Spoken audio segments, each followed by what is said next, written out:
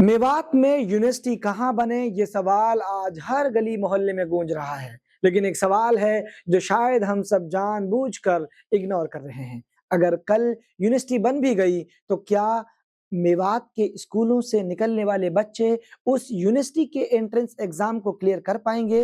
ये सवाल बहुत अहम है। या फिर ऐसा होगा कि या तो सीटें खाली रह जाएंगी या फिर बाहर के बच्चे आकर उन पर बैठ जाएंगे।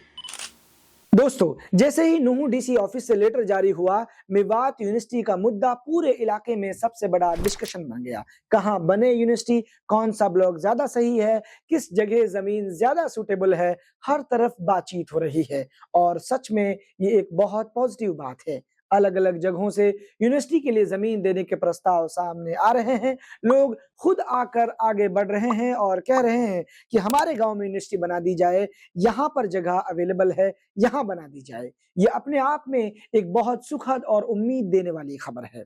जरूरत इस बात की है कि इन प्रपोजल्स को एडमिनिस्ट्रेशन से सही तरीके से अप्रूव कराने की कोशिशें भी लगातार जारी रहनी चाहिए।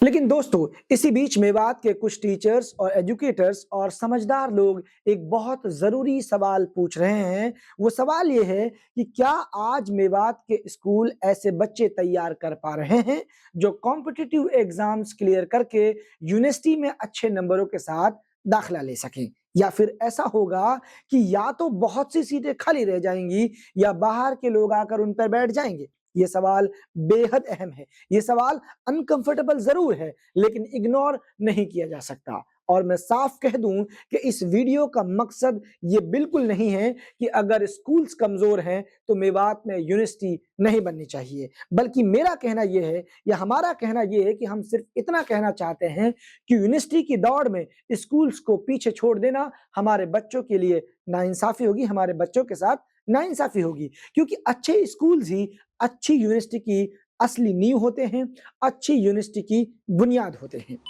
दोस्तों, मेवात यानी डिस्ट्रिक्ट नूहू देश के सबसे पिछड़े जिलों में से एक गिना जाता है। नीति आयोग ने इसे भारत के सबसे पिछड़े बैकवर्ड डिस्ट्रिक्ट्स में रखा था। एजुकेशन, हेल्थ, इकोनॉमी, हर इंडिकेटर में मेवात नीचे रहा है। लिटरेसी रेट करीब 56% है, जबकि हरियाणा का एवरेज लिटरेसी रेट जो है वो 75% से ज्यादा है। और फीमेल यानी औरतों की बात करें तो लिटरेसी रेट और भी ज्यादा खराब है। मतलब साफ है कि आधी से ज्यादा आबादी बेसिक पढ़ाई लिखाई तक भी नहीं पहुंच पाई है। ये हालत है मेवात की। जब स्कूल रिजल्ट्स पर नजर डालते हैं तो और भी तस्वीर साफ हो जाती है। हरियाणा बोर्ड की 12वीं कक्षा में मेवात का पास परसेंटेज पूरे स्टेट, पूरे राज्य में सबसे कमजोर रहा। हजारों बच्चों में से सिर्फ आधे के आसपास ही बच्चे पास हो पाए हैं। प्राइमरी लेवल पर हालात और भी ज्यादा गंभीर हैं। गवर्नमेंट की निपुण रिपोर्ट बताती है कि मेवात के लगभग सारे primary schools basic reading, writing और मैथ में कमजोर है, यानी गणित में कमजोर है। इसकी सबसे बड़ी वजह रिपोर्ट्स में साफ साफ समझ में आती है कि टीचर्स की भारी कमी है। कई स्कूल में एक भी परमानेंट टीचर नहीं है। ये हालत है इस वक्त मेवात की। और हम सोए हुए हैं, हमारे नेता सोए हुए हैं। कहीं सैकड़ों बच्चों पर एक अकेला टीचर है। लंबे समय तक डिस्ट्रिक्ट एजुकेशन ऑफिसर डीईओ तक भी मेवात में नहीं था। सोचिए मॉनिटरिंग का क्या हालत होगा। मॉनिटरिंग बेहद कमजोर रही, पूरा सिस्टम ढीला पड़ा रहा है। इंफ्रास्ट्रक्चर की अगर हम बात करें, बिल्डिंगों की बात करें जो स्कूल्स की होती हैं, वो उनकी हालत भी किसी से छुपी हुई नहीं है। कई सरकारी स्कूल में बेंच तक नहीं है, बच्चे जमीन पर बैठकर पढ़ते हैं। कुछ स्कूल में 1000-2000 बच्चे इनरोल्ड हैं। सोचिए उसकी हालत क्या होती होगी। एक बच्ची ने कहा था टाइम्स ऑफ इंडिया से कि मुझे पता ही नहीं है कि बच्चे बेंच पर बैठकर भी पढ़ सकते हैं या पढ़ते हैं। जब मैंने प्राइवेट स्कूल्स देखे तब मुझे पता चला कि स्कूल के अंदर बेंच भी होती हैं। सोचिए जिस बच्चे ने कभी बेंच नहीं देखी हो, उससे हम कंपटीशन की उम्मीद लगाकर बैठे हुए हैं। अगर गुरुग्राम, फरीदाबाद, सोनीपत जैसे डिस्ट्रिक्ट से तुलना की जाए तो वहां लिटरेसी रेट ज्यादा है, रिजल्ट्स बेहतर हैं और टीचर्स ज्यादा हैं, ड्रॉप आउट कम है।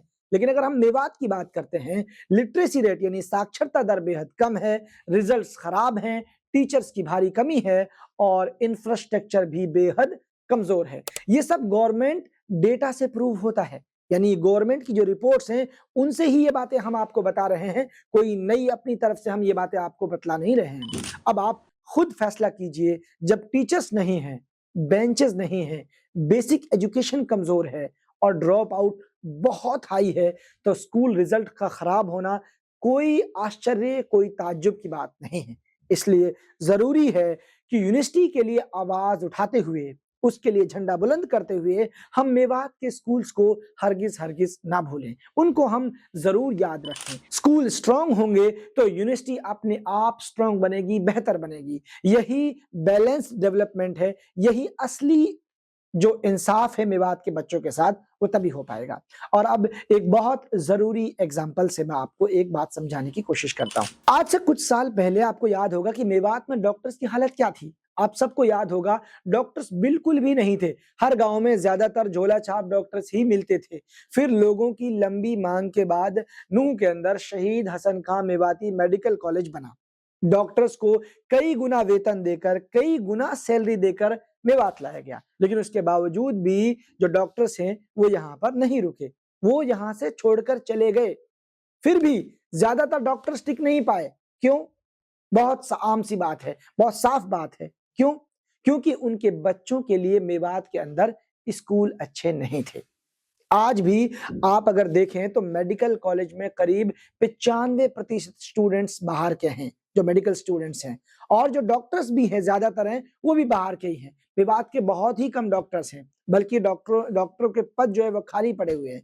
बड़े पैमाने पर डॉक्टर्स की भारी कमी शहीद हसन खां मेवाती मेडिकल कॉलेज में है, जिसकी अभी हाल फिलहाल में मेवात टाइम्स पर भी और दूसरी जगह पर आवाज उठी थी। लेकिन इसका एक पॉजिटिव असर भी हुआ है। मेडिकल कॉलेज बनने के बाद मेवात के बच्चे डॉक्टर बनने का सपना देखने लगे। कई बच्चे बाहर जाकर, विदेश जाकर उन्होंने मेडिकल की पढ़ाई की और वो एमबीबीएस कर रहे हैं। फिर कहीं न कहीं वो मेवात में आकर सेवाएँ देंगे। ये मेडिकल कॉलेज की लॉन्ग टर्म पॉजिटिव इम्पैक्ट है।